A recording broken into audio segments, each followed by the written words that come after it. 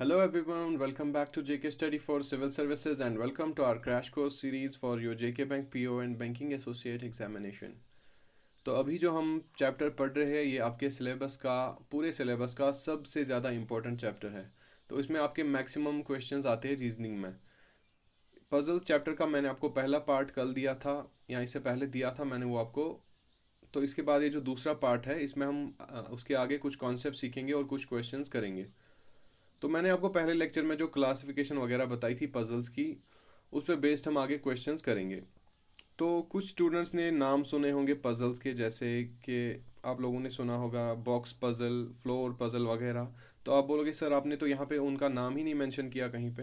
तो आप अपनी जो है सोच है इसको तंग ना किया करो, इसको एक जनरलाइज्ड कुछ भी नॉलेज जो है वो जनरलाइज्ड फॉर्म में दिया करो, स्पेसिफिक मत रहा करो, क्योंकि स्पेसिफिक रहोगे तो अटक जाओगे आगे जाके। जितना आप जनरलाइज्ड नॉलेज सीखने की कोशिश करोगे उतना आपके लिए आगे फ़ायदा है। तो बहुत सारे स्टूडेंट्स ने ये सवाल किए थे कि सर ये जो बॉक्स पजल है, फ्लोर पजल है, वो हमें कराइए। वो भी हम करेंगे, आगे आगे सब कुछ करेंगे हम। लेकिन मैं ये कह रहा हूँ आपको कि आप हमेशा क्या है एक जनरलाइज नॉलेज हासिल किया करो। देखो कैसे, मैंने आपको जो अरेंजमेंट बेस्ड क्लासिफिकेशन दिया था वो एक जनरलाइज क्लासिफिकेशन था। तो उसी में एक क्लासिफिकेशन मैंने दिया था आपको, रो के बाद दूसरा दिया था जिसका नाम था कॉलम बेस्ड। तो कॉलम बेस्ड क्लासिफिकेशन क्या है, जब भी हम अपने डेटा को वर्टिकली अरेंज करेंगे तो उसी को हम कहते हैं कॉलम बेस्ड। तो जो आपका बॉक्स पजल आता है, तो बॉक्स क्या होता है, वो स्टैक किए होते हैं इसने बॉक्सेस एक के ऊपर एक। तो ये तो वर्टिकली स्टैक है, मतलब ये भी इसमें इंक्लूड होता है। अब फ्लोर बेस क्या है, आपका घर होता है, उसमें डिफरेंट फ्लोर्स होते हैं, ठीक है। तो ये फ्लोर तो वर्टिकली अरेंज होते हैं फिर से, तो मतलब ये भी आपका आया कॉलम बेस पजल में। तो जितने भी वर्टिकल अरेंजमेंट्स पे बेस पजल्स होते हैं, ऐसे ही कभी होता है कि ट्रेन में जब हम जाते हैं तो स्लीपर्स होते हैं different, upper lower, upper middle और लोअर बर्थ, ठीक है। तो ये भी वर्टिकली अरेंज होते हैं, तो इस पे बेस भी हमें क्वेश्चंस आ सकते हैं। तो आप एक काम करना, आप दिमाग में ये सेट करके रखना कि कॉलम बेस्ड पजल्स होते हैं जिनमें वर्टिकल अरेंजमेंट होता है। तो इसमें ऐसे आपको फिर कुछ भी आए, वो बॉक्सेस पूछे, वो आपको फ्लोर्स पूछे, जो भी वो पूछे, तो आप एग्जाम में इजीली फाइंड आउट कर सकते हो कि ये कॉलम बेस्ड पजल है।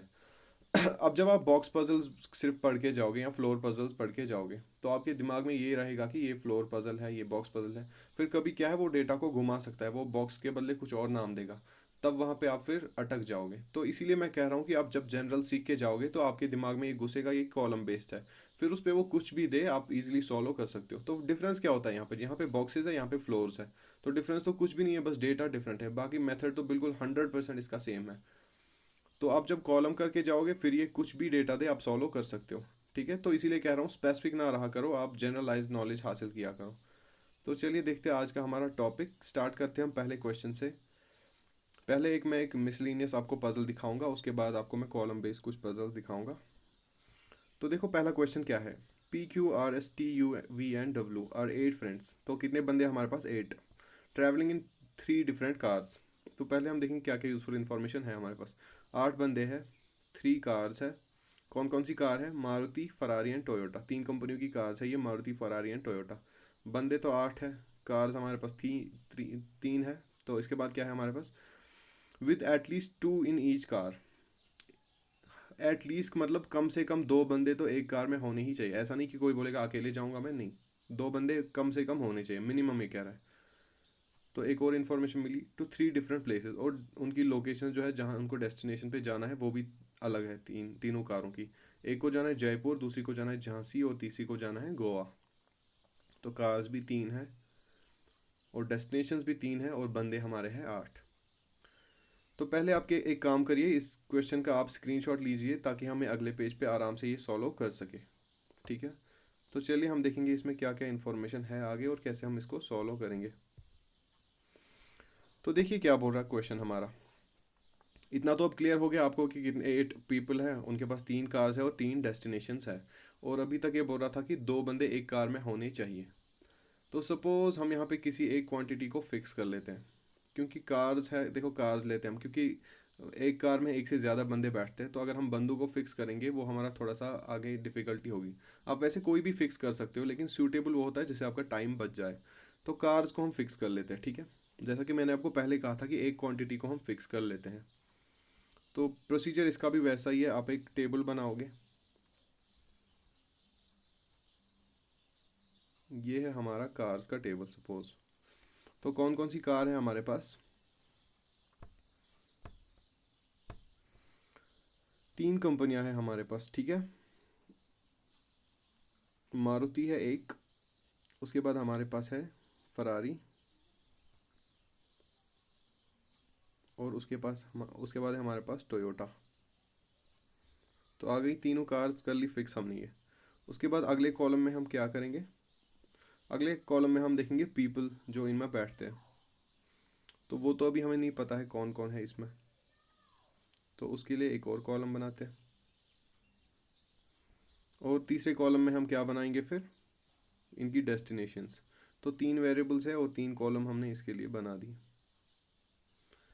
उसके बाद कॉलम के बाद ये जो टेबल है इसके बाहर आप क्या लिखते हो? पॉजिटिव डेटा, नेगेटिव डेटा, जो भी आपको दिया होगा वो आप इसके बाहर लिखते हो।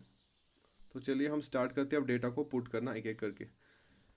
तो यहाँ पे आपको एक ऐसा है कि करना क्या है आपको, ये जो क्वेश्चंस है इसमें आपको मज़ा आना चाहिए करने में। वो आपको कैसे आएगा? आप इमेजिन करो कि आप एक डिटेक्टिव हो, ठीक है। आप डिटेक्टिव का काम कर रहे हो, आपको कोई केस है फाइंड आउट करना है। तो आपके पास डेटा जो है पजल फॉर्म में दिया है, आप इसको एक यूजेबल फॉर्म में कन्वर्ट कर रहे हो। तो आप ऐसे ही दिमाग में रखो कि आप अभी डिटेक्टिव का काम कर रहे हो। तो चलो हम डिटेक्टिव बन के ये सॉल्व करते हैं क्वेश्चन, देखते हैं क्या है इसमें। अब ये बोल रहा है कि there is at least 1 female member in each car. तो सभी कारों में एक ना एक फीमेल तो होनी ही चाहिए, जेंडर इक्वालिटी की बात कर रहा है, ठीक है।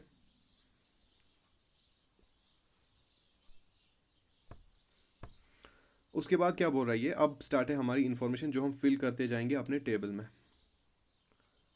ये बोल रहा है कि S is travelling with V to Goa. S जा रहा है वी के साथ Goa, but not in Ferrari. तो ये जो फरारी है इसके लिए हमें कुछ नेगेटिव इन्फॉर्मेशन मिली क्या? कि एस यहाँ नहीं आ सकता, वी भी यहाँ नहीं आ सकता। ये है हमारी नेगेटिव इन्फॉर्मेशन, ठीक है। अगर इसी इन्फॉर्मेशन को एज अ पॉजिटिव लेते हैं हम, इसका मतलब था एस और वी या तो यहाँ आएंगे या तो यहाँ आएंगे। तो नेगेटिव इन्फॉर्मेशन हमारे पास कम है, तो ये हमने यहाँ पे नोट डाउन कर दी। उसके बाद ये बोल रहा है कि P is travelling with only W in Maruti. तो मारुति में क्या है? पी ट्रैवल कर रहा है विद डब्ल्यू। लेकिन ये यहाँ पे ओनली मेंशन कर रहा है। ओनली मतलब यहाँ पे सिर्फ यही दो है, इसके बाद कोई भी नहीं है यहाँ पे। मतलब जो मारुति कार है उसकी आपको पूरी सीटें फिल हो गई। तो ये अच्छी बात है, यहाँ पे आपको और कुछ सोचना नहीं है इसके बारे में। फिर only W in Maruti but not to Jaipur. तो नेगेटिव इन्फॉर्मेशन एक और है कि यहाँ पे जयपुर नहीं आ रहा है, ये लोग जयपुर नहीं जा रहे हैं। लेकिन इतना तो है कि पी और डब्ल्यू है, यहाँ पे सिर्फ 2 लोग हैं, इसके बगैर यहाँ पे कोई नहीं बैठेगा, ठीक है। तो इनमें भी एक लड़की होगी और एक लड़का होगा, ये हमें नहीं पता है अभी। तो मैंने कहा था आपको कि अप्रॉक्सीमेशन आप यहाँ पे नहीं करोगे। हमको यही कह रहा है कि एक लड़की होनी चाहिए कम से कम। तो ये भी हो सकता है कि दोनों लड़कियाँ हों, ठीक है। तो आप एजम्पशन बिल्कुल भी नहीं करोगे। तो ये नहीं सोचोगे कि एक लड़की है तो दूसरा लड़का होगा, अभी तक कुछ भी नहीं पता हमें, ठीक है। वो हम आगे देखेंगे। अब क्या बोल रहे हैं उसके बाद? R is not travelling with either S और क्यू। तो ये बोल रहा है आर जो है वो ना ही, आर जो है वो एस के साथ भी नहीं है और क्यू के साथ भी नहीं है। तो ठीक है, एक और इन्फॉर्मेशन मिली हमें। You and S are studying in the same girls college. ये बोल रहा है यू एंड एस जो है वो गर्ल्स कॉलेज में पढ़ते हैं। तो यहाँ पे इसका क्या मकसद है बोलना? गर्ल्स कॉलेज में कौन पढ़ेगा?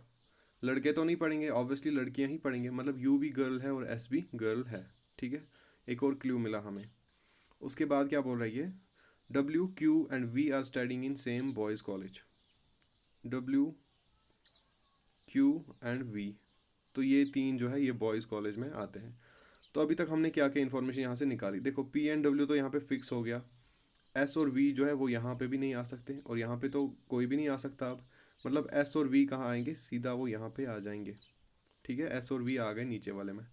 उसके बाद क्या इन्फॉर्मेशन दी थी इसने? आर जहाँ आएगा वहाँ पे एस और क्यू नहीं आएंगे। तो एस और क्यू, एस यहाँ पे आया और यहाँ पे तो कोई भी नहीं आ सकता। तो मतलब आर एस के साथ भी नहीं आएगा, क्यू के साथ भी नहीं आएगा। तो यहाँ पे तो आर नहीं आएगा, तो मतलब आर यहाँ पे आएगा। अब तो आर क्या कह रहा है? क्यू के साथ भी नहीं आता है, मतलब क्यू यहाँ पे नहीं आएगा। क्यू यहाँ पे तो कोई भी नहीं आ सकता, मतलब क्यू कहाँ आएगा? यहाँ पे आएगा क्यू। और क्या इन्फॉर्मेशन दी थी इसने हमें? और बोल रहा था R is not travelling with either S और क्यू, ये तो हो गया। U and S are studying in the same girls college. U and S are in the same girls college, मतलब एस जो है वो गर्ल है, इतना तो हमें इन्फॉर्मेशन मिल गया। WQ and V are boys, WQ and V तो बॉयज़ है, तो मतलब जब यहाँ पे W बॉय है तो P क्या होगी, फिर गर्ल होगी। और उसके बाद क्या बोल रहा है ये,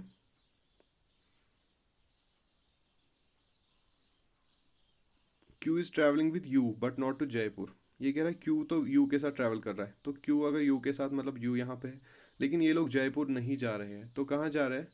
अब दो ऑप्शन है यहाँ हमारे पास, या तो गोवा जा रहे हैं या तो झांसी जा रहे हैं, इन दो में से एक। ठीक है, वो हम कैसे देखेंगे वो भी हमें पता चलेगा। देखो जयपुर तो यहाँ नहीं आ रहा है, क्योंकि यहाँ पे तो नहीं आ सकता, वो पहले ही कहा था इसने।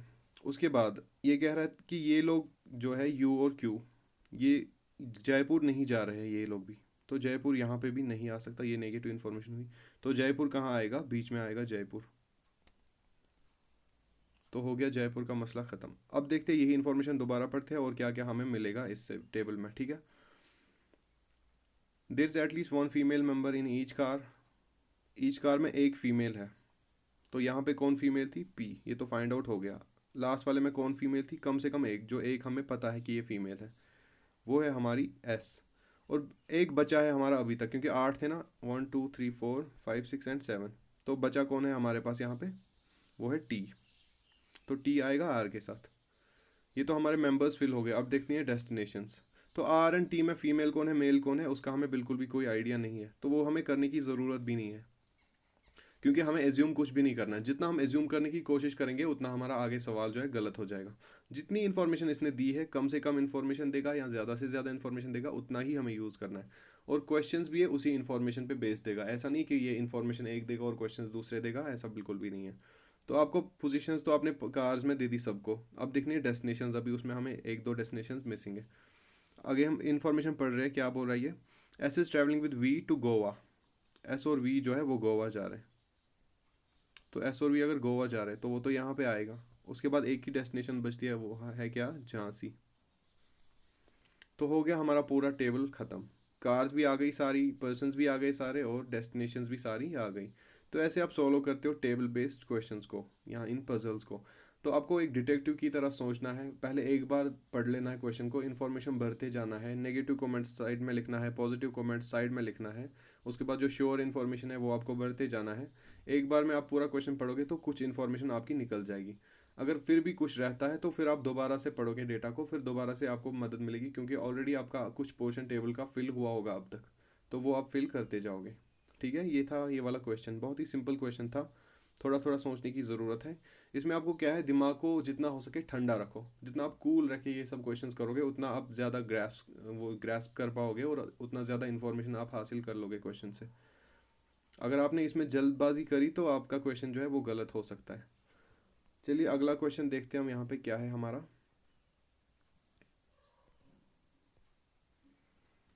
तो अब देखो क्या है अगला क्वेश्चन हमारा। अगला क्वेश्चन है BMTR KH and D। BMTR KH and D are travelling in train compartment with 3 tier sleeper berth. तो ये है हमारा कॉलम बेस्ड क्वेश्चन। ये फ्लोर का भी ऐसा आ सकता है, बॉक्स का भी आ सकता है, स्लीपर का भी आ सकता है, जो भी दे। तो अभी हमारे पास है स्लीपर वाला क्वेश्चन। तो इसके बाद ये क्या बोल रहा है, विथ 3 टायर स्लीपर बर्थ। तो ये एक ट्रेन के डब्बे में है, कंपार्टमेंट होता है ट्रेन का एक डब्बा, उसमें क्या है 3 टायर्स होते हैं, आपने तो देखा ही होगा उसमें।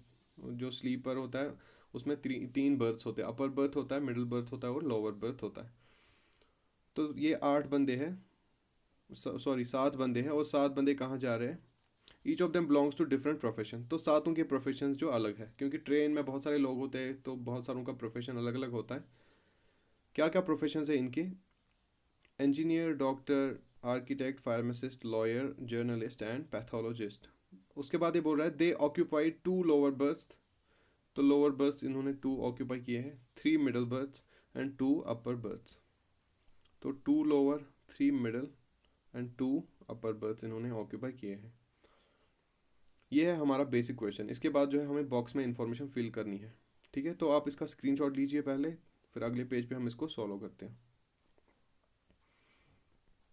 तो चलिए हम स्टार्ट करते हैं सॉल्व करना अपना क्वेश्चन।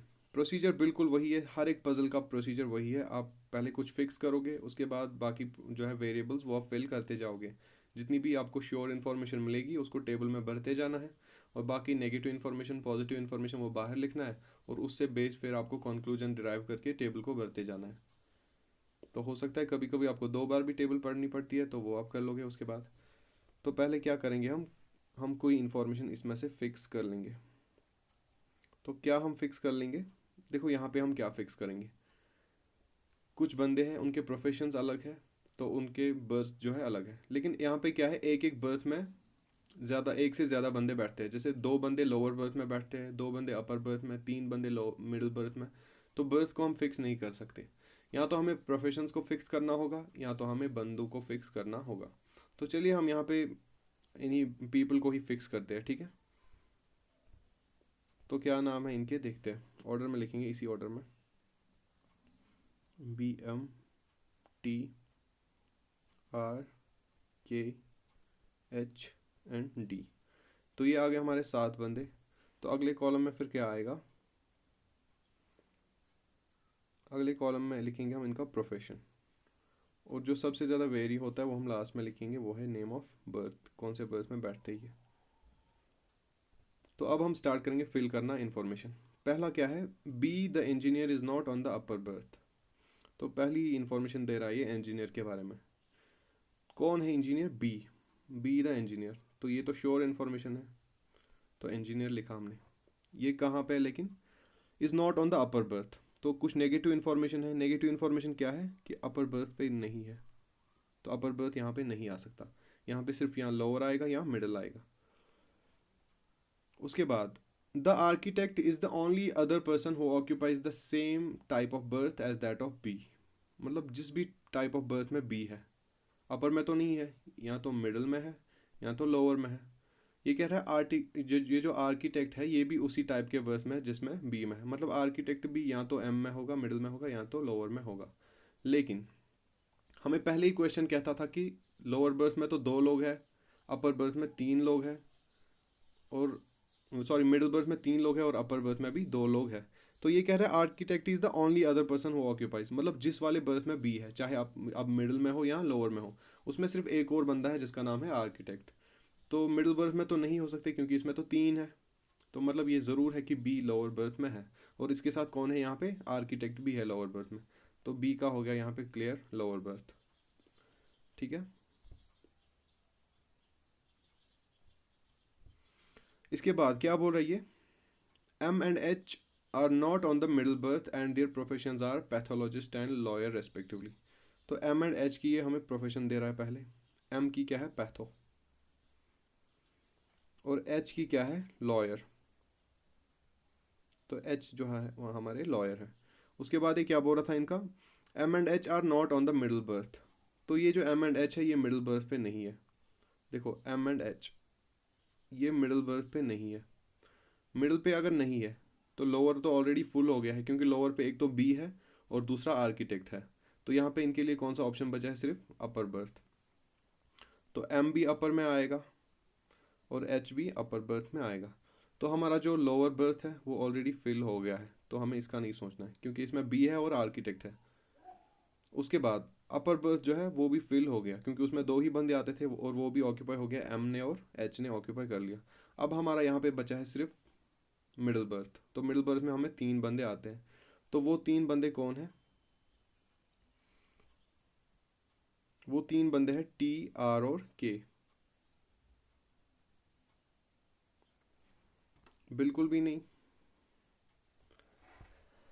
टी, आर और के वो मिडिल बर्थ वाले बंदे नहीं है। तो ऐसे यहाँ पे कंफ्यूज होते हैं, कभी कभी मैं भी इन क्वेश्चंस में कंफ्यूज हो जाता हूँ, क्योंकि यहाँ पे हमारे पास डी भी बचा हुआ है, अभी मेरी नज़र नहीं गई थी नीचे। तो हमें नहीं पता कौन कौन मिडिल बर्थ में है अभी अभी तक। लेकिन ये इतना तो पता है हमें कि आर्किटेक्ट जो है वो लोअर बर्थ ऑक्यूपाई करता है, और 3 बंदे फिर उसके बाद बचे हैं मिडिल बर्थ के लिए। अपर तो ऑलरेडी दोनों फुल हो गए हैं। अब देखते हैं आगे क्या इन्फॉर्मेशन दे रहा है हमें। T is a pharmacist. तो टी जो है वो फार्मासिस्ट है, pharmacist. D is neither a journalist nor an architect. तो डी के लिए कुछ नेगेटिव इन्फॉर्मेशन ही दे रहा है। डी जर्नलिस्ट भी नहीं है, आर्किटेक्ट भी नहीं है। तो और क्या क्या नहीं है डी, देखो बी तो इंजीनियर है, तो डी इंजीनियर भी नहीं हो सकता। उसके बाद एम तो पैथो है, मतलब डी पैथोलॉजिस्ट भी नहीं हो सकता। उसके बाद टी फार्मा है, तो डी तो फार्मासिस्ट भी नहीं हो सकता। उसके बाद एच जो लॉयर है, तो डी लॉयर भी नहीं हो सकता। तो 6 पॉसिबिलिटीज़ डी के लिए ख़त्म हो गई। 2 तो इसने क्वेश्चन से दी और 4 हमने ऑलरेडी निकाली थी दूसरे लोगों के लिए। तो डी के लिए सिर्फ एक ही पॉसिबिलिटी यहाँ पे बचती है, और वो क्या है? डॉक्टर। तो डी फॉर डॉक्टर। तो डी क्या है? वो डॉक्टर है, ये हमने कैलकुलेट कर लिया। ऐसी नेगेटिव और पॉजिटिव इन्फॉर्मेशन को हमने कलेक्ट करके हमने श्योर इसको इन्फॉर्मेशन बना दिया कि डी क्या है? हमारा डॉक्टर है। अब देखते हैं आगे। D is neither a journalist nor an architect. K occupies the same type of berth as that of doctor. अब ये बोल रहा है के और डॉक्टर कौन था? डी था। तो वो एक ही टाइप ऑफ बर्थ में बैठते हैं। तो देखो, अगर ये के हमारा आर्किटेक्ट होता, अगर हम हमारा के जो है वो आर्किटेक्ट होता, तो उसका और बी का बर्थ मिलता, ना कि डी का। लेकिन यहाँ के और डी का बर्थ मिलता है, तो इसका मतलब के आर्किटेक्ट नहीं है। तो आर्किटेक्ट कौन बचा हमारे लिए? आर। तो आर को हम लिखते हैं आर्किटेक्ट। और आर्किटेक्ट के लिए पहले ही हमने रिजर्व रखा था किस वाले बर्थ को? लोअर बर्थ को। तो ये आ गया लोअर बर्थ। तो अब हम कह सकते हैं जितने भी 3 बचे हैं उन तीनों का क्या होगा? मिडिल बर्थ होगा। इसका भी मिडिल बर्थ, इसका भी मिडिल बर्थ, और इसका भी मिडिल बर्थ। और प्रोफेशन कौन सा बचा है हमारे पास? लास्ट में जो आते हैं वो है जर्नलिस्ट। तो ये हो गया हमारा टेबल यहाँ पे कंप्लीट। तो ऐसे ही आप इजीली एक एक इन्फॉर्मेशन को कलेक्ट करके, देखो इस वाले क्वेश्चन में तो हमें 2 बार भी नहीं पढ़ना पड़ा, सिर्फ एक ही बार पढ़ना पड़ा हमें ये सब। जितना ये ज़्यादा इन्फॉर्मेशन देगा जनरली, वो मैंने कल भी आपको कहा था, वो आपके लिए अच्छा होता है, क्योंकि उससे आपको फिर एक ही बार पढ़ना पड़ता है। कभी कभी कम देता है तो फिर आपको दोबारा भी वो पढ़ना पड़ता है, तो टेबल आपको 2 टाइम्स फिल करना होता है। तो ऐसे आप यूज़फुल इन्फॉर्मेशन को कन्वर्ट करोगे श्योर इन्फॉर्मेशन में, और उसको फिल करते जाओगे और आपके क्वेश्चन सॉल्व होते जाएंगे। तो यहाँ पे ही हमारा क्वेश्चन सॉल्व होता है। इसके बाद एक कुछ भी पूछ सकता है इसमें से, वो तो फिर आपको देख के बताना है, वो तो छोटा बच्चा भी फिर बोलेगा टेबल से देख के कि कौन कहाँ पे क्या करता है। ठीक है, क्वेश्चन बस इतना ही होता है कि टेबल आपको फॉर्म करना है, और टेबल में कोई भी इंफॉर्मेशन मिसिंग नहीं रहनी चाहिए जितना ये क्वेश्चन में देता है। ठीक है, तो इसके बाद हम एक और क्वेश्चन भी इसमें देखेंगे, अभी है थोड़ा टाइम हमारे पास। तो चलिए देखते हैं हम अपना जो है अगला क्वेश्चन। बहुत बड़ा क्वेश्चन दिख रहा है सामने से, तो आपके लिए अच्छी बात है या बुरी बात है? तो ऑब्वियसली अच्छी बात है, क्योंकि बहुत बड़ा क्वेश्चन है तो आपका ज़्यादा इन्फॉर्मेशन इसमें दिया होगा। तो वो हम देखेंगे आगे कि आपके लिए अच्छी बात है या बुरी बात है। तो चलो स्पाई मोड फिर से ऑन कर लो, बन जाओ स्पाई आप और स्टार्ट करो इन्वेस्टिगेशन। पहले क्वेश्चन देखते हैं फिर हम सॉल्व करते हैं। PQRSTVW and Z are 8 friends studying in 3 different engineering colleges. तो अभी हमारे पास 8 फ्रेंड्स हैं जो 3 डिफरेंट कॉलेज में पढ़ते हैं। तो फ्रेंड्स कितने हैं? 8 बंदे हैं हमारे पास। कॉलेज कितने हैं? 3 कॉलेज है। उसके बाद A B and C 3 college है, A B and C in 3 different discipline. तो इनकी स्ट्रीम्स जो है वो भी सिर्फ 3 है। ठीक है, तो मतलब इसमें एक से ज़्यादा बंदे इंक्लूड होंगे एक स्ट्रीम में, एक कॉलेज में एक से ज़्यादा बंदे इंक्लूड होंगे। और ये जो है हमारा 8, ये रहेगा हमारा फिक्स्ड। तो यहाँ पे हमें पता चलता है कि हम कौन सी इन्फॉर्मेशन को फिक्स कर सकते हैं। तो जो पीपल है इनको हम फिक्स करेंगे, बाकी फिर हमारा वेरी होता जाएगा। तो फिर क्या बोल रहा है आगे ये? मैकेनिकल, इलेक्ट्रिकल एंड इलेक्ट्रॉनिक्स, ये है हमारी 3 स्ट्रीम्स। उसके बाद कंडीशन है with not less than 2 and not more than 3 in any of the college. एक कॉलेज में आपको कम से कम 2 बंदे रखने हैं और ज़्यादा से ज़्यादा 3 बंदे रखने हैं। 2 से कम नहीं रख सकते और 3 से ज़्यादा नहीं रख सकते। और not more than 3 of them in any of the 3 disciplines. और जो ये स्ट्रीम 3 है, इलेक्ट्रिकल, इलेक्ट्रॉनिक्स एंड मैकेनिकल, इसमें आप 3 से ज़्यादा किसी भी स्ट्रीम में नहीं रख सकते। लोअर के लिए कुछ नहीं बोला इसने, तो हम एज्यूम कुछ भी नहीं करेंगे। तो इसने कहा कि ज़्यादा से ज़्यादा आप 3 रख सकते हो किसी भी स्ट्रीम में, कम से कम इसने कुछ भी नहीं कहा है। तो वो हम देखेंगे आगे क्वेश्चन हमें क्या बताएगा। उसके बाद ये क्या बोल रहा है? W studies electrical. तो यहाँ से इसने इन्फॉर्मेशन स्टार्ट किया है जो हम टेबल में फिल करते जाएंगे। तो इसके लिए हम टेबल बनाएंगे। तो इसका आप स्क्रीनशॉट लोगे, हम चलेंगे अपने सॉल्यूशन के पेज पे। तो चलिए स्टार्ट करते हैं अपना सॉल्यूशन, जैसा कि हम हर क्वेश्चन में करते हैं। पहले हम एक टेबल बनाएंगे। तो टेबल में पहले क्या है जो हमने फिक्स किया है? फिक्स हमने किया है पर्सन्स। तो PQRSTVW